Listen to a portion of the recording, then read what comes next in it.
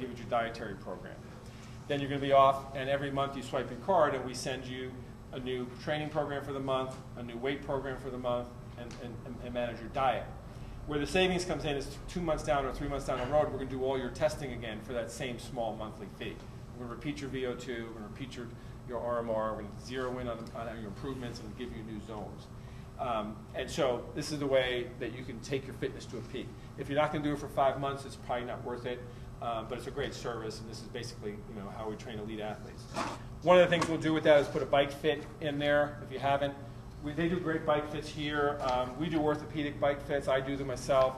So leg length discrepancies, bad back, bad knee, some kind of orthopedic issue, then we probably have a little bit more acumen there. But they do great fits here. One of the things we do on the bike fit is use the spin scan technology. The spin scan is a way to measure, and this is a very inexpensive service, and more people should do this. You get on a CompuTrainer, and we're going to put you through some drills, and we're going to see where you're putting pressure in the pedals and where you're not. So it'll read out, like this person, most people have a symmetrical peanut. This is an asymmetric peanut. Most people have a symmetrical peanut. This guy has a problem on his left side, not pushing into the pedal as much as he should be. It might be unbeknownst to him, old hamstring injury, or he might have pain in the knee and not even realize that he's not pushing because pain inhibits muscle function. So most of us have this peanut because in the top and the bottom, we're not pushing, we're not pulling over the top, and we're not pulling across the bottom. So before you spend a lot of money, even on testing, a lot of other stuff, it's like, first make sure you're turning efficiently, People come in at about 60, 70% efficiency. This guy's in his 50s.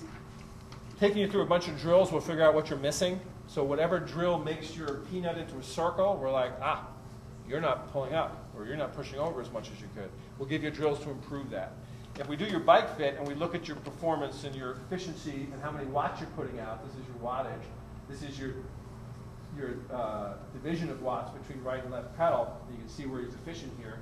If I do that before I start your bike fit and I put you in a better position and at the same heart rate you're putting out more watts, then we realize this is a more efficient position for you.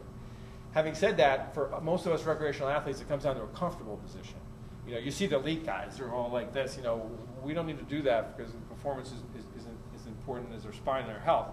So we're going to find a position that's most comfortable and yet still efficient, and we're going to send you off with a set of drills and a bike fit that's going to get you a little bit closer to your goals. How do you know you need a bike fit? This is not how to do a bike fit, it's how you know you need a bike fit. So if you take your foot out of the cleat and you put the shoe, it is 5 o'clock on this clock, right?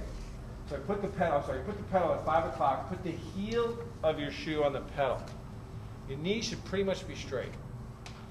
Doesn't mean that's how you fit your bike. That means how you say, well, I need something done here. Because you can't really fit it this way. But it gives you an idea, is your knee bent at the 25 to 35 degree maximum? We don't want your knee bent at the bottom more than 35 degrees. At the top of the stroke, I really don't want it to go more than 90 degrees. Because again, we talked about the kneecap being under too much pressure. So if I'm going to start pushing down at 90 degrees, I'm going to wear out my knees maybe. So these are the things we're going to look for. How do you know you need a bike fit? Well, if you're getting sore at the end of rides, you have neck soreness, low back soreness, knee soreness. If one side hurts more than the other, it's automatically telling me there's a leg length discrepancy. Not this shop, but there's some shops that the guy just lines up on one side and he fits you to that side. And if that's your long leg, then he's going to fit you to the long leg. Your other leg's too short for that side, for the other side. Vice versa. So we got to really look at both sides. We're going to do a leg length discrepancy test before we even get you on the bike. We're going to find out where is this leg length discrepancy coming from. Is it a torque in the pelvis that I could stretch out, or is it just a long leg on this side? Either way, we got to figure that out. Whether we use some kind of insert in your shoe to balance your fit is important. These are the things we're going to look at. We basically want straight wrists. We want a straight neck and back. You don't want to be up here. You want to be looking at the ground about 6 or 8 feet in front of you. You want your arms bent. When your arms are straight, there's 2 problems. You watch the elite cyclists, they're like this on their bikes, right? They're trying to get over the pedal and put their weight into the pedal. That's all good and well until you straighten your arms. Now your trunk can't move, so your pelvis is going to do all that. So you'll see people riding like this, straight arms and the pelvis all over the place. All they do is unlock their arms and then get much more efficient. The second reason you don't want to lock your arms is because all the road shock goes right into your shoulders and your neck. If you have your arms bent, you're taking some of that stress. You also want the wrist straight here. Now, you're not going to always ride on the hoods, but when you are, wrist straight. When you go here, you don't want to really ride like that for hours, right? Put a lot of stress on your wrist, especially if you're working a keyboard all day, etc. So this stuff comes into it. Most importantly is I want someone to come back to me and say, I feel so much more comfortable on my bike, and by the way, I'm performing better from the drills you gave me and the position, and then we consider that a success. It's another little quick and dirty test. This doesn't work for everyone because people have different sizes, but if you put your elbow on the front of your seat, the nose of your seat, your fingers should be right about where the stem hits the handlebars.